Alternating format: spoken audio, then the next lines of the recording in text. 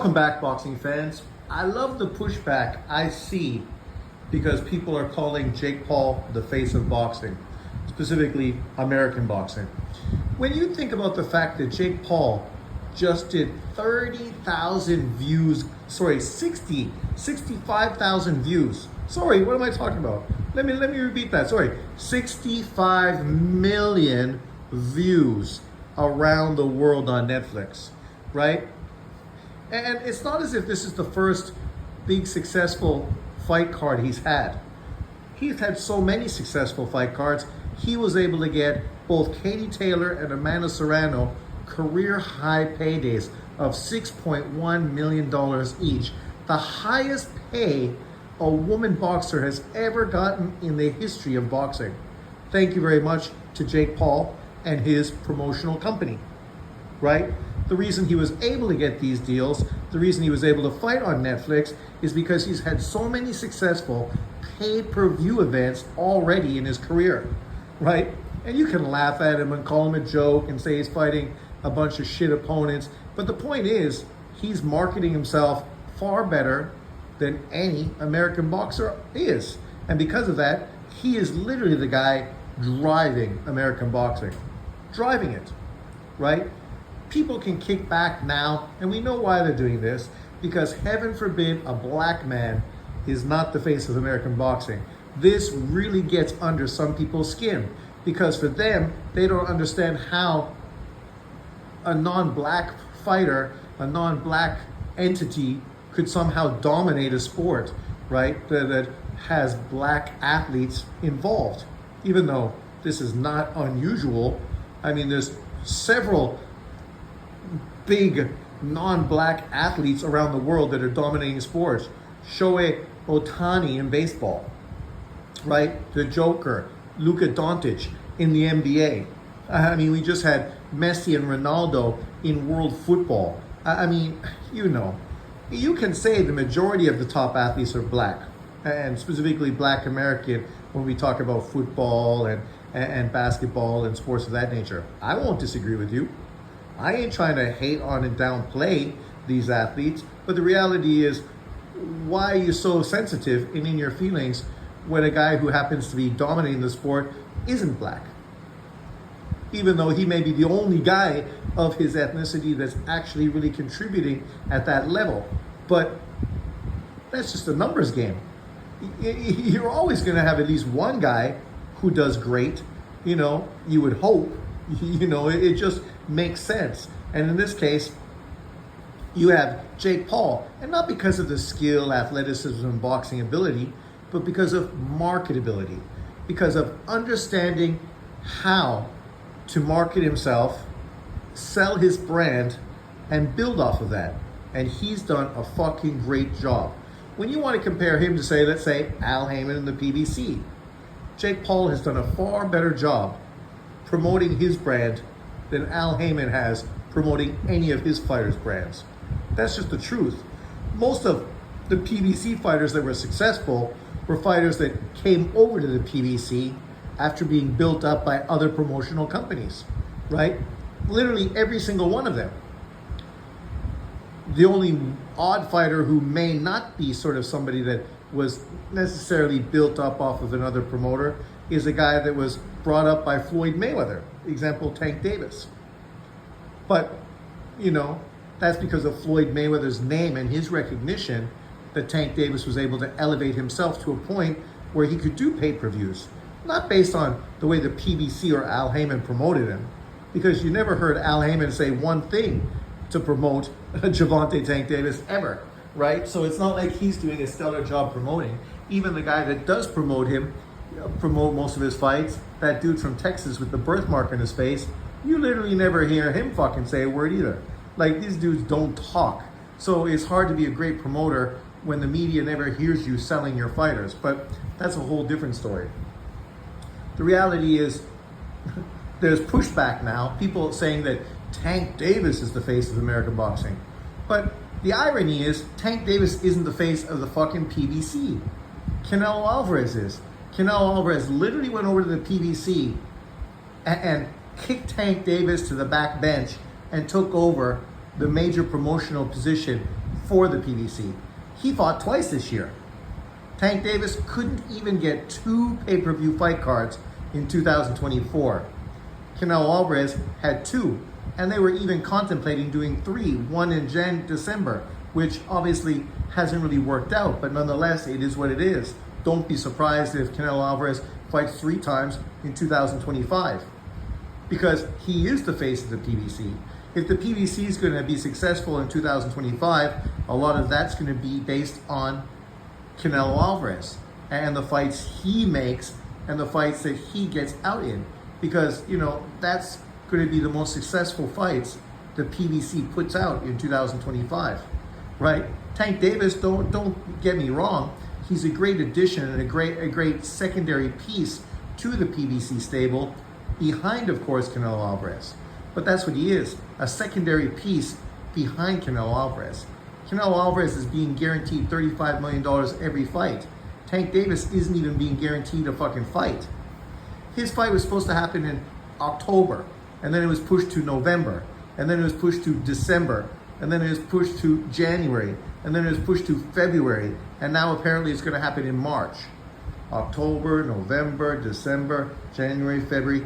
6 months later, literally a half a year later than it was supposed to happen, Tank Davis is finally apparently going to get out there. And who would be surprised or shocked if it wasn't pushed back more, right? Because I wouldn't be shocked. It already been pushed back 6 fucking months. But this is the desperation some people have, where they just need somebody to be the face of the sport that looks like them. And unfortunately, when the number 1 fighter doesn't look like them, when the pay-per-view star doesn't look like them, these people's insecurity comes out. And that's what it is. It's based on their insecurity. Because in truth, why do you fucking care? It's not like there's still not a ton of great Black American fighters in the sport, a lot of great champions, and a lot of great pound-for-pound fighters, because there are, right? So you don't need to be so in your feelings. But unfortunately, this is just how some people are. And because of this, they're going to make it all about race this and race that, and haters this and haters that. Yet the people pushing race and hating generally are them. They're generally the ones continuously pushing hate and racial narratives consistently, right? And they try to act like it's not me, it's everybody else. But yet you're the one constantly doing it. You're the one constantly in your feelings. You're the one constantly emotional because of how other people perceive the sport of boxing. And that's the thing. This is other people's perception. You may disagree with it, but everybody has their right to have their own perception, just like you do. But unfortunately, with many of these guys, they think if you don't agree with them, then literally you're the problem. This is kind of the same stupid mentality we see with this whole election with Democrats, who are fucking just as stupid, thinking that if you don't agree with us, then you're the problem. No, the problem is you and your fucking stupid mentality that everybody has to agree with everything you fucking say, as if you're literally the one leading the parade. And unfortunately, you're not, right?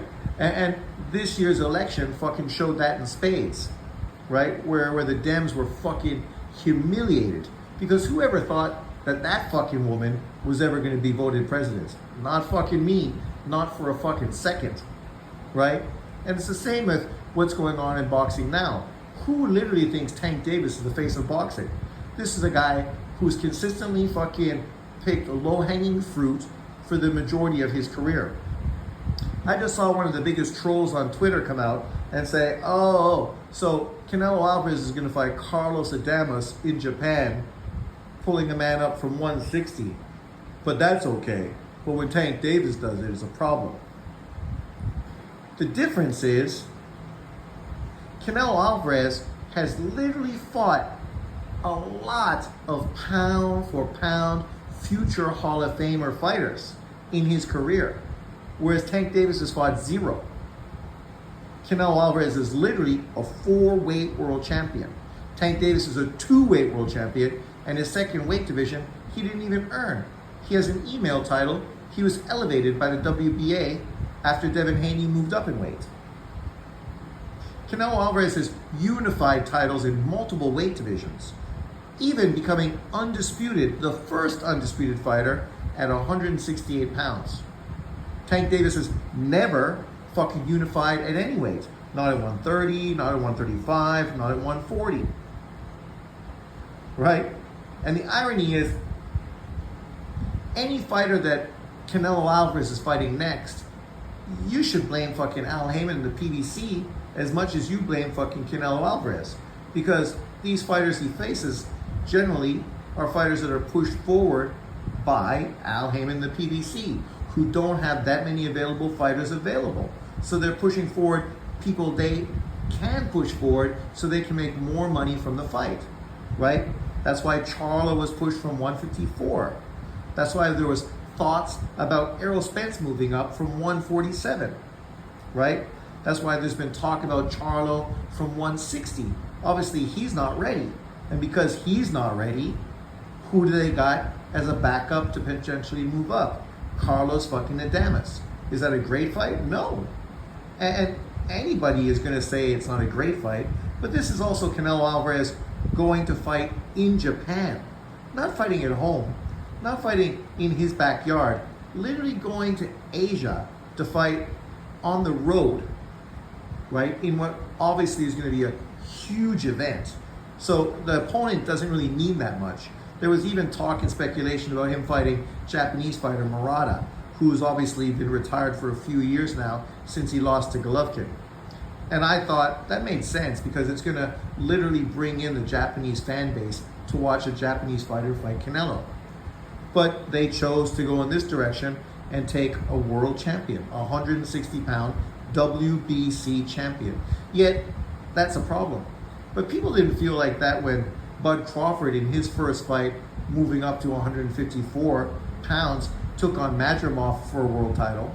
What's the difference between Crawford moving up and taking on a world champion and Carlos Adames moving up and taking on a world champion? I mean, let's be honest. There's no difference, right? If you want to think about it, they're both world champions, and if the sanctioning body wants to push them forward in their sanctioning body, it's not the first or last time we're going to see it. Is it a fight that fans want to see? Not specifically, but what you got to understand is that this fight is not being sold to Americans because it's probably going to be early in the morning in the States, right? So they know Mexican fans of Canelo are going to tune in, but outside of that, they don't care. They're not going to make their money off of those fans. They're literally going to make their money from the Japanese market that's going to pay fucking above, the norm to get Canelo Alvarez to go fight in Japan in front of the Japanese market. It's no different than when Mike Tyson went to Japan and fought Buster Douglas. Nobody thought Buster Douglas had a chance. He was one of the biggest upsets in boxing history, right? You didn't hear people moan, groan, and complain that Mike Tyson was taking on this cherry pick opponent. It is what it is. We understood that Tyson was going to Japan to fight in Japan, and that was the selling point. And with Canelo, this is the same. For him to get out of the US and go fight abroad, that's great. If he fights Adames in Japan, fights Chris Eubank in England, and then comes back and fights a real legitimate opponent in the States in 2025, I don't really understand why people would be emotional, right? Chris Eubank is a legitimate fighter. You fight him in the UK. His UK fan base and just fans in general are going to pay to watch him fight Canelo. Just like Japanese fans are going to pay to watch Carlos Adames fight Canelo Alvarez. Trying to compare Tank Davis to Canelo is asinine because literally Canelo Alvarez has done things that Tank Davis at 30 years of age has never fucking done in his career. And that's why he gets criticized, because he's yet to step up. He's yet to do anything impressive in his career. Him fighting another, and I say another fighter pulling up in weight, is the norm. This is what he consistently does, right? And at a certain point, fans just want to see him step up and take on a legitimate opponent. That's it. That's all, right? Trying to compare Canelo to him, that's the stupidest thing I've ever heard. But we consistently see that. Yet the people who make these comparisons are so fucking out there that they can't even see how ridiculous it is and how actually it makes fucking Tank Davis look even worse.